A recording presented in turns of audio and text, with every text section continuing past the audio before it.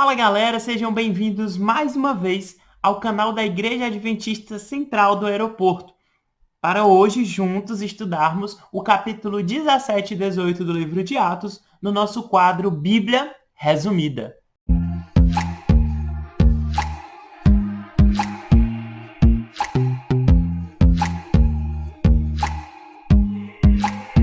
Bem, gente, como a gente já viu em vídeos anteriores, o livro de Atos ele é chamado de Atos dos Apóstolos. Mas alguns pesquisadores gostam de brincar aí um pouquinho com isso e chamar o livro de Atos, na verdade, de Atos de Paulo. Por quê? Porque Paulo é citado diversas vezes nesse livro e praticamente você vai ver várias vezes sendo contado a história desse apóstolo, desse discípulo de Cristo.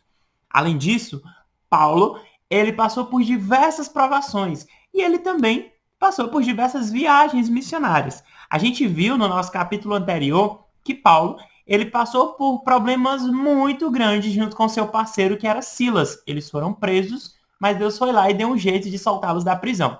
Paulo e Silas não desistiram da viagem missionária, na verdade, muito pelo contrário. Eles resolveram agora pregar ainda mais a palavra de Deus. E aqui no capítulo 17 do livro de Atos, você vê o seguinte, no verso 4. Alguns deles foram persuadidos e unidos a Paulo e Silas, bem como numerosa multidão de gregos piedosos e muitas distintas mulheres. Esse verso, gente, ele é um verso referente à ida de Paulo até a cidade de Tessalônica. Paulo e Silas foram até lá e a Bíblia menciona que na cidade de Tessalônica eles conseguiram pregar o evangelho para várias pessoas. Mas olha o que é que o verso 5 fala. Os judeus, porém, movidos de inveja, trazendo consigo alguns homens maus dentre a malandragem, ajuntando a turba, alvoroçaram a cidade e, assaltando a casa de Jason, ou Jason, né? Jason, procuravam trazê-los para o meio do povo. Então, o que é que aconteceu, gente? Mais uma vez, alguns judeus ali revoltados com a pregação do evangelho, eles acabaram desafiando Paulo e Silas. E eles acabaram dificultando um pouquinho a pregação do evangelho de Cristo. A gente viu que vários judeus e vários gentios aceitaram, mas sempre existiam algumas pessoas que eram contra e, mais uma vez, Paulo e Silas sofreram dificuldades. Mas dessa vez eles fugiram antes. E aí lá no verso 10 e no verso 11, você vai ver para onde é que eles foram. O verso 10 fala assim, ó. E logo durante a noite, os irmãos enviaram Paulo e Silas para Bereia, ou seja, saíram de Tessalônica e foram para Bereia. Ali chegados, dirigiram-se à sinagoga dos judeus. E ao contrário do que tinha acontecido em Tessalônica, olha o que é que fala o verso 11. Ora, estes de Bereia eram mais nobres do que os de Tessalônica, pois receberam a palavra com toda a avidez, examinando as escrituras todos os dias para ver se as coisas eram de fato assim.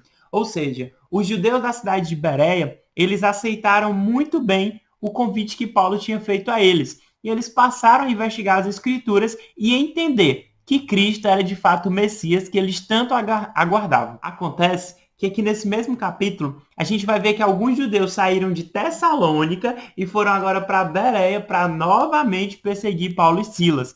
Mas a Bíblia menciona que apenas Paulo ele acabou indo para outro lugar de fato. Paulo ele foi agora para Atenas, que era ali uma das cidades mais importantes da época, o berço da filosofia e de algumas práticas politeístas, ou seja, eles adoravam vários deuses, deuses estranhos. Então Paulo, quando ele chega lá, ele passa então a pregar essa mensagem nova, a mensagem de um Cristo que eles não conheciam. E aqui no verso 24, você vê o seguinte, ó. Paulo pregando e falando o seguinte: o Deus que fez o mundo e tudo o que nele existe, sendo ele Senhor do céu e da terra, não habita em santuários feitos por mãos humanas. O pessoal de Atenas, gente, eles tinham muita tradição em fazer práticas erradas, inclusive adorar deuses através de diversos santuários que eles tinham. Acontece que Paulo menciona que essa prática não era correta e que tinha um Deus lá no céu que era bem mais poderoso do que qualquer um dos deuses que eles chegassem a acreditar. Bem, gente, a Bíblia menciona que durante essa pregação, algumas pessoas chegaram a zombar de Paulo, mas algumas pessoas também foram convertidas. O verso 34 fala assim, ó: houve, porém, alguns homens que se agregaram a ele e creram. Entre eles estava Dionísio, o Areopagita, uma mulher chamada Dâmaris e com eles outros mais. Ou seja, na cidade de Atenas eles passaram por muitas dificuldades porque muitas pessoas queriam crer em deuses falsos. Mas a Bíblia menciona que alguns dessas pessoas acabaram se convertendo ao cristianismo e de fato conheceram a verdade que só vem do Messias, o Messias que é Cristo. Já no capítulo 18, a gente continua vendo Paulo agora, só que ele vai para outra cidade. Veja só, capítulo 18, verso 1. Depois disso, deixando Paulo Atenas, partiu para Corinto. Então, a outra cidade que Paulo foi após Atenas foi a cidade de Corinto, certo? E lá no verso 2 fala o seguinte, ó. Lá encontrou certo judeu chamado Áquila, natural do Ponto, recentemente chegado da Itália, com Priscila, sua mulher, em vista de ter Cláudio decretado que todos os judeus se retirassem de Roma. Paulo aproximou-se deles. Essa é a primeira vez que o livro de Atos vai citar o nome de Áquila e de Priscila, que alguns também chamam de Príscila. Eles foram pessoas muito importantes para a pregação do evangelho juntamente com Paulo, inclusive participando desse anúncio de Jesus para diversos povos. Já no verso 9, 10 e 11, o livro de Atos menciona o seguinte: Teve Paulo durante a noite uma visão em que o Senhor lhe disse, não temas, pelo contrário, fala e não te cales. Porquanto eu estou contigo, e ninguém ousará fazer-te mal, pois tenho muito povo nesta cidade. E ali permaneceu 1 ano e 6 meses ensinando entre eles a palavra de Deus. Ou seja, Paulo ele continuou pregando bastante tempo, especialmente na cidade de Corinto, que foi onde Deus pediu que ele permanecesse um tempo mais, porque muitas pessoas ali seriam convertidas, o que de fato aconteceu.